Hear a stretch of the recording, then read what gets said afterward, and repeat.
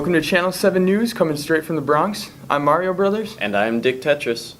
Today we'll be diving headfirst into the lives of women and children of America as the Second Great War is underway. Not only are the standards for women and children changing, but also the entire process in which things are accomplished in America. A huge step for women was the introduction of their capacity joining the military. Before the Second Great War, there were women in the military, but not in numbers like there are now. Just since December of 1941, more than 300,000 women have served in the U.S. military. They are not only a huge advantage in adding numbers to the military, but they yield skills that are overall enhancing the performance of the U.S. in the war. Most women in the war right now are holding traditional female jobs, like typists, clerks, and mail sorters. Although these duties seemed insignificant to those of the men fighting on the front lines, they were still extremely necessary for effective warfare. We have Helga Bangs live at Camp Forest in Tullahoma, Tennessee, to inform you how the newfound duties of women are helping in the war. Woo! Let's kick some German butt!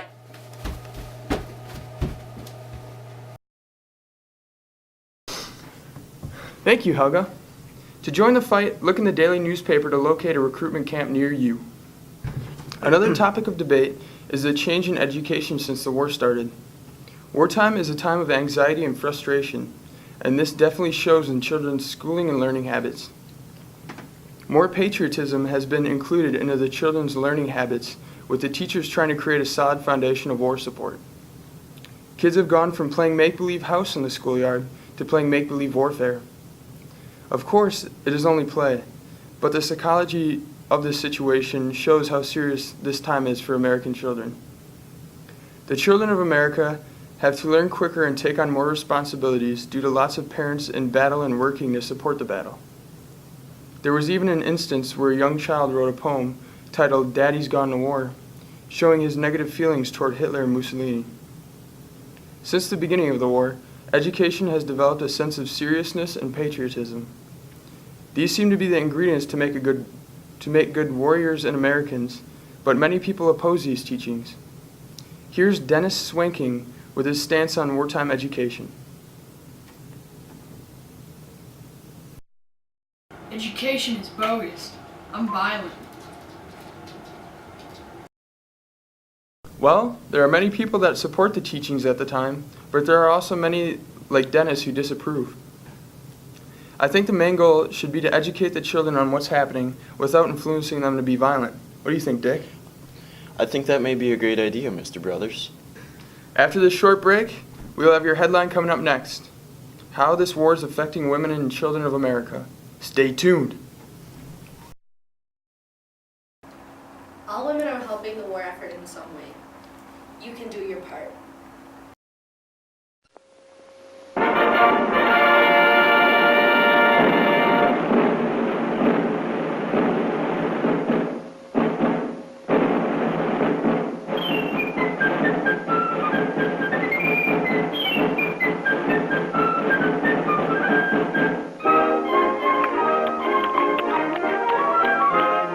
The tall man with a hard hat and a whiskers on his chin will soon be knocking at your door, and you ought to be in. The tall man with the hard hat will be coming down your way. Get your savings out when you hear him shout, "Any bonds today?" Come on and get 'em, folks. Come on, skip right up and get 'em. Any bonds today? Bonds of freedom, that's what I'm selling. Any bonds today? Scrape up the most you can. Here comes the freedom man, asking you to buy your share of freedom today. Many stamps today. Give kiddies. We'll be blessed if we all invest in the USA. Sammy, my Uncle Sammy. Here comes the freedom man. Can't make tomorrow's plan. Not unless you buy your share of freedom today. Any stamps, any bonds today.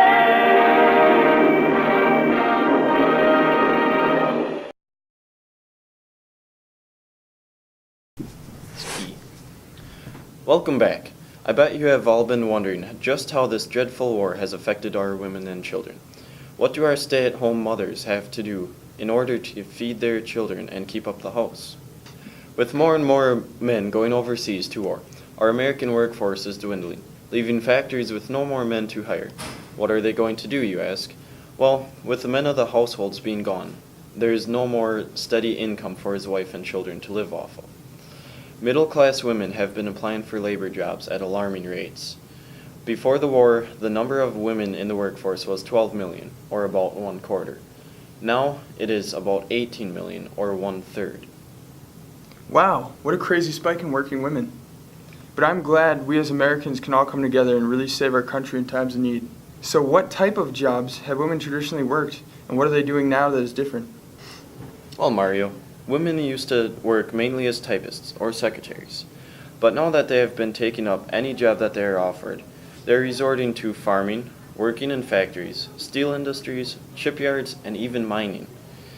It's pretty crazy to think that women are basically running the men's jobs while they are gone fighting the war. It is great to know that we have such wonderful and hardworking women to back us up in times of trouble. So, when these women are gone, what have their children been up to?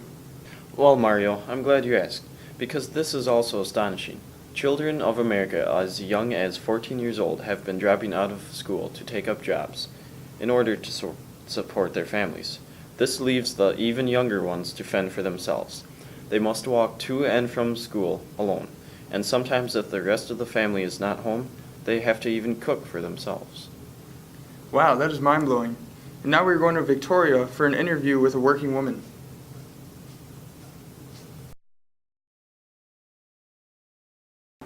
Today we will be interviewing Victoria Adams. She is one of the many women who is taking over the duties of our men. Hi Victoria, I've been hearing a lot about you lately. Yeah, since the world war has started, we've been under a lot of pressure lately. About 1,000 women have been trained as military pilots, and other were trained in other dangerous force services. The rest of us were sent to work. Besides the military pilots and other services in war, and what other jobs have women taken? We have had jobs in farming, such as plowing, harvesting, and milking cows.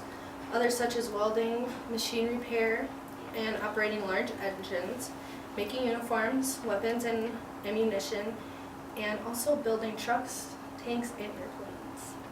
How has your life been going since this huge change with women? I have been having a bit of a rough time. I have 4 girls at home to take care of, Lucy, Dottie, Betty, and Fran, and I have been working hard as a farmer, which means long days, leaving me with not much time. I can't even imagine how that feels like.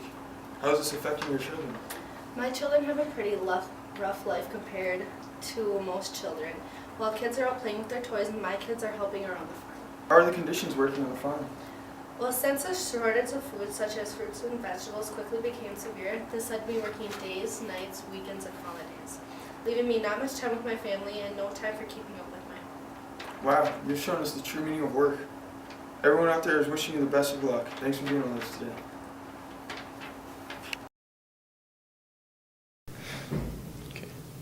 Thank you, Victoria. Well, everyone, that about wraps up our main story for today. I would like to leave you with just a couple of questions to ask yourself about women taking up jobs that are normally done by men, and about our children dropping out of school to take up jobs. Is it a good thing or bad? When the war is over, will they stay working or go back to their everyday lives? That's for us to report and you to decide. Thank you. Have a nice day.